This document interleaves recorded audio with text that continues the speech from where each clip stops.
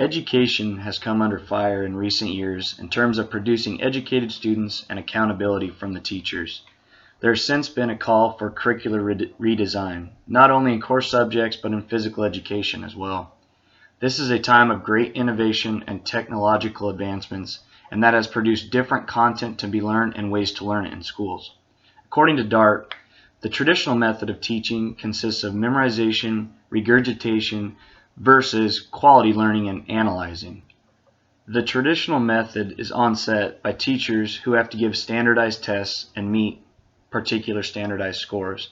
Dutch, Allen, and White say that there's a great importance of studying curriculum because the education system is inadequate to changes and needs and does not truly prepare students for the future.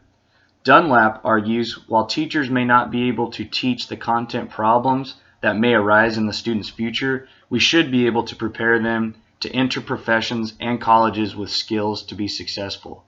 A few of those skills listed are capability of resolution, teamwork, and critical thinking. This is congruent with business owners and college professors who said students should come to them with the ability to learn new things, problem solve, communicate with others.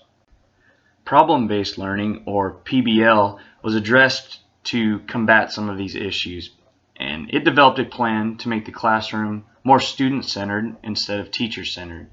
And this puts students in a position to learn past a surface level of understanding that is typical with traditional teaching styles, and it also makes the content a little bit more relevant to the students. The main question asked in this analysis is, why would PBL be a good alternative? How would it work in PE? And what about it specifically makes it different from other curricular models in the past? According to Albanese and Mitchell, the PBL process begins with a problem the students must solve, using their previous knowledge structures as well as determining what new knowledge must be acquired. Now, traditional physical education has mimicked that of other content areas in education by building curriculum that has been mainly teacher-centered. PBL, on the other hand, developed by Howard Barrows, was built to be student-centered, which he found produced more and higher quality learners.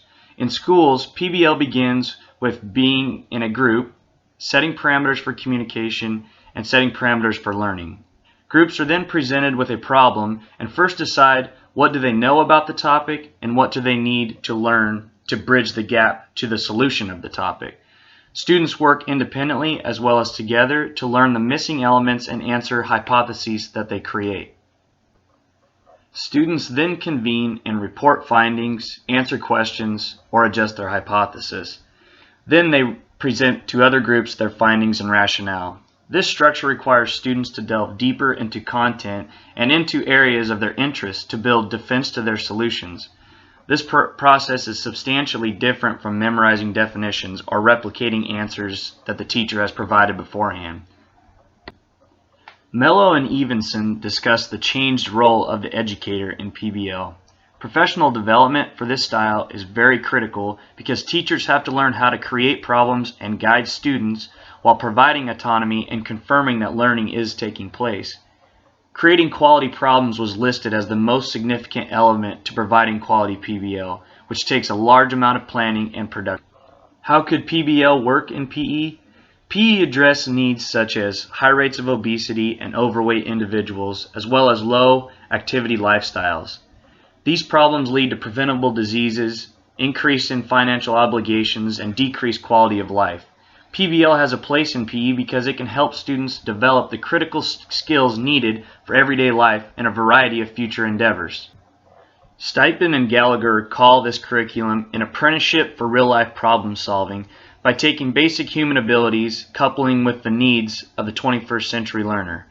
Saban and Baden and Wilkie state that PBL method has flexibility in implementation across subjects. This allows for content malleability and cross-curricular exchange, which is a benefit to physical education in schools.